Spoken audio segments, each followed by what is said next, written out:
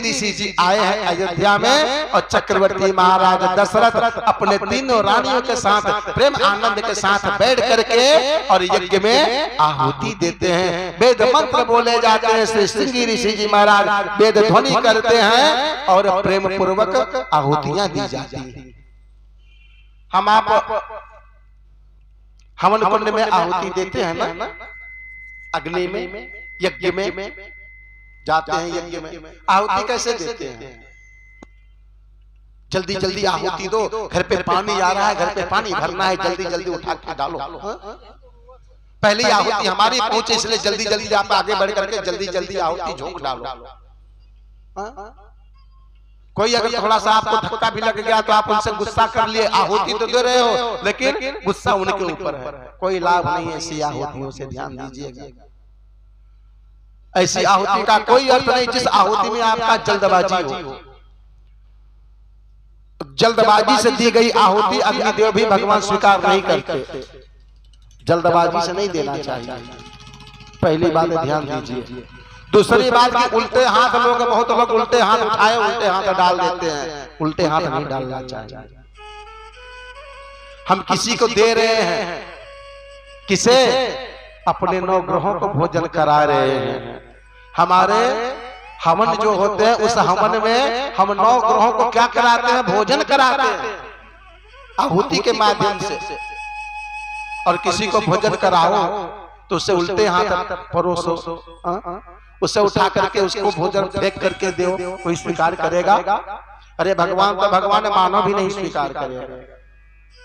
हम आप फेंक फेंक के भोजन कराते हैं, ऐसे छिटकते हैं। हमने देखा है, हवन करवाया तो जल्दी जल्दी में हमारी जो जोड़े के साथ में भी थी और जो बिना जोड़े के साथ में भी आहुतियां दी जा रही थी, वो सब जल्दी जल्दी माताएं और भैया लोग क्या करते थे? जो आगे थे वो तो ठीक ठाक चलो दे रहे थे, पीछे वाले जल्दी जल्दी एक दूसरे के ऊपर फेंक रहे थे, एक दूसरे के ऊपर। कुछ दाने पड़े पड़े अग्नि में नहीं तो एक दूसरे के ऊपर पड़ रहे हैं। क्या लाभ है ऐसी आहुति का? कोई लाभ है? कोई लाभ नहीं। जल्दबाजी नहीं करनी चाहिए। कथा कहती है आहुति किस विधि से होनी चाहिए? आज जैसे कि आज महाराज दशरथ जी आहुति दिए हैं। आहुति कैसे देते हैं? कि भगति सहित मुनि, भक्ति होना चाहिए पहले मन में, क्रोध नहीं होना चाहिए आहुति देने के समय। ध्यान रखिए, आपका मन चित्त इधर उधर नहीं भटकना चाहिए आहुति देने के समय। मन में भक्ति होनी चाहिए, श्रद्धा होना चाहिए, मन में भगवान ठाकुर जी के प्रति प्रेम रखो और उस प्रेम के साथ तब आप आहुति दो। भगत सहित मुनि आहुति दीन है, भक्ति के साथ आहुतियां दी गई हैं। तब क्या हुआ? प्रगटे अगिन चरु कर लेने, तब अग्निदेव भगवान प्रसन्न भये हैं। और प्रसन्न होकर के, चरु का अर्थ होता है चावल, और चावल से निर्मित क्या बनता है? खीर बनती है। आज वही चरु अर्थात चावल से निर्मित खीर लेकर के, हव्य लेकर के प्रकट भये अग्निदेव भगवान और कहते हैं क्या? हे राजन, अरे यह भी बाटे देहु नृप जाई और जथा जोग जे भाग बनाई। यह जो हब है, यह जो प्रसाद है, यथा योग भाग में इससे विभाजित करके हे दशरथ जी आप तीनों रानियों को बराबर भागों में बांट दो। बड़े प्रसन्न भये हैं महाराज दशरथ जी। अपनी बड़ी रानी कौशल्या जी को बुलाए हैं और प्रेम से उनको प्रसाद देते हैं। महाराज कहते हैं यह अग्निदेव भगवान का दिया हुआ श्री प्रसाद है, इसे आप तीनों रानियां बराबर भागों में बांट दो। कितनी एकता है तीनों रानियों में, कोई किसी से एक दूसरे के से किसी भी प्रकार का कोई बैर नहीं।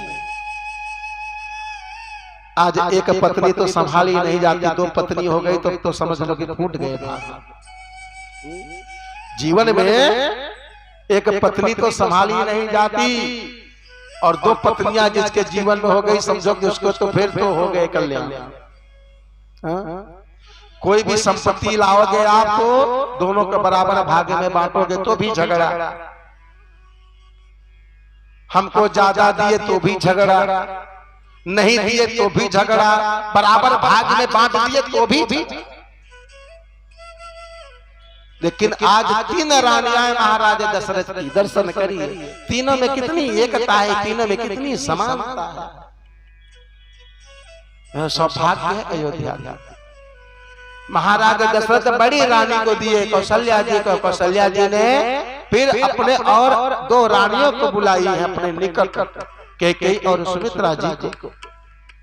महारानी कौशल्या जी जो वह प्रसाद था उस पूरे प्रसाद का आधा भाग बनाती और आधा स्वयं रखती हैं और आधा कैकेयी मैया को दे देती हैं। अब बची कौन रानी? सुमित्रा रानी बची है। आधे आधे भाग तो दोनों रानी ले लेती हैं। अब देखिए सुमित्रा जी जो सबसे छोटी रानी है, उनको ये रानियां किस विधि से बांटती हैं। अब आधा भाग कौशल्या के पास, आधा भाग कैकेयी मैया के पास, शेष बच गई सुमित्रा जी। तो कौशल्या मैया जो अपना आधा भाग था उसमें से आधा करके, और कैकेयी मैया के पास जो आधा भाग था उसमें आधा हिस्सा करके, दोनों महारानियां अपने आधे भाग का आधा आधा हिस्सा करके आज प्रसन्न मुद्रा से श्री सुमित्रा जी को प्रदान करती हैं। बोले प्रभु श्री रामचंद्र भगवान की जय। यह देखिए कितना सुंदर बांटा गया है, किस भाव से बांटा गया है। सबके पास में तो आधे आधे भाग, लेकिन सबसे जो छोटी रानी थी उनको 2 भाग मिल गए। आधे आधे का 2 भाग मिले।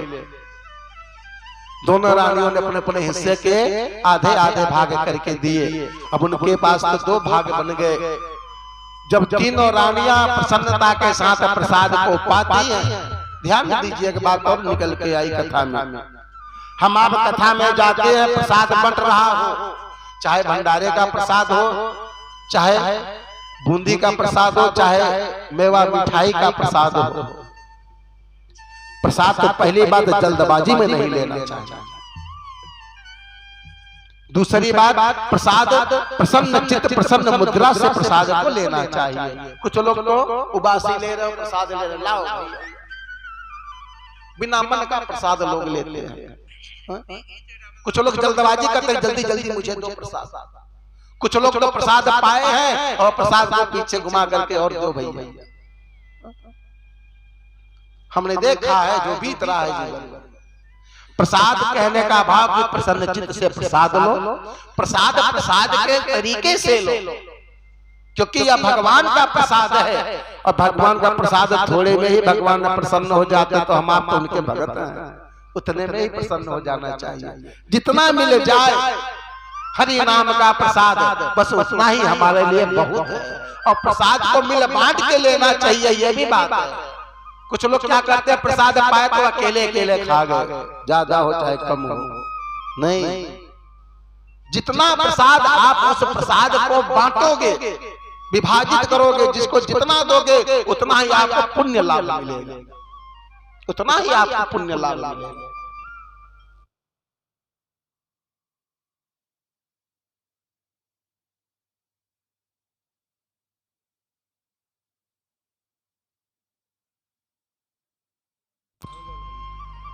प्रसन्नता से प्रसाद को पाए हैं, और जब प्रसाद पाए हैं तीनों माताएं, तब क्या होता है, अरे जा दिन ते हरि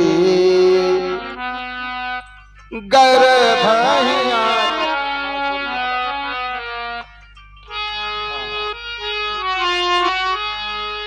कि जा दिन ते हरि गर्भहिया सकल लोक सुख संपत्ति छाए। जा दिन ते हरि गर्भहिया, जब से तीनों माताएं प्रसाद को पाई हैं, तब से क्या हुआ, श्री हरि नारायण भगवान माताओं के गर्भगृह में आ गए।